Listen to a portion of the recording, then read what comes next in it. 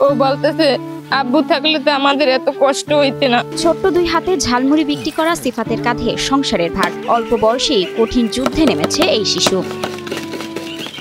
আমার অনেক কষ্ট হয়, এই ছেলে আমার কষ্ট বুঝতে আজ ঝালমুড়ি বিক্রি করে। 11 বছরে এই শিশুর হাতেই এখন ছোট দুই বোন আর বিধবা মায়ের ভরণ পোষণের দায়িত্ব। আমার বাপ থাকলে তো এই বিক্রি করতে দিত না। সিফাতকে ঘিরে ধরেছে তার সমবয়সী শিশুরা। অনবরত হাত চলছে সিফাতের। কাগজে মুড়িয়ে সবার হাতে দিচ্ছেন ঝালমুড়ি। সবার সাথে ঘিরে থাকলেও জীবন চিত্র আলাদা এই শিশুর।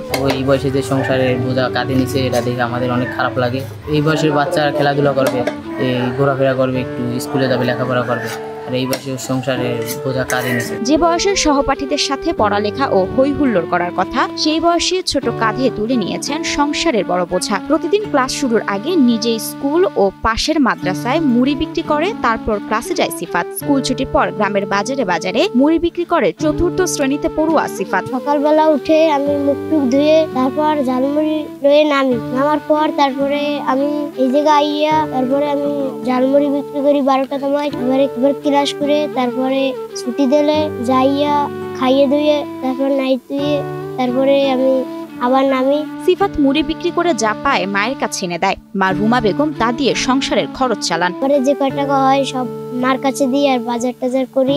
গত বছর সিফাতের দিনমজুর বাবা রাসেল সর্দার অন্যের বাড়িতে নারকেল পাড়ার কাজে গিয়ে বিদ্যুৎ স্পৃষ্ট হয়ে মৃত্যুবরণ করেন। মৃত্যুর পর ছোট ছোট 3 সন্তান নিয়ে চোখে মুখে অন্ধকার দেখেন মা রুমা বেগম। কারেন্টের মারা গেছে, ডাব কাটতে যাই, সেই সময় আপনার ওই তার গাছের লাগে তার ছিল, এই সময় একটা ডেগা ফলান দিছে, এই ডেগাটা আর কি ফলান দিছে, সেই সময় কারেন্টে ধরছে। 3 সন্তানের মধ্যে সিফাত মেঝো। বড় মেয়ে সিফাতের থেকে 1.5 বছরের বড় এবং ছোট মেয়ে একেবারেই ছোট। আমি ক্লাস 4 করি, আমার বোন 6 পড়ে আর ছোট বোন আছে 3 সন্তানকে নিয়ে অন্যের বাড়িতে কাজ করে সংসার চালানোর চেষ্টা করলেও শারীরিক অসুস্থতায় পারেন না এই অসহায় মা। মায়ের কষ্ট দেখে সিফাত সিদ্ধান্ত নেন মুড়ি মাখা বিক্রি করবে। আর এটা ওইটা না, কাপড় ধোয়ার একটাই সলিউশন, চাকা অল ইন ওয়ান। ঘরের ভিতরে যদি পুরুষ মানুষ ইনকামের যদি না থাকে কিভাবে যে চলি স্যার।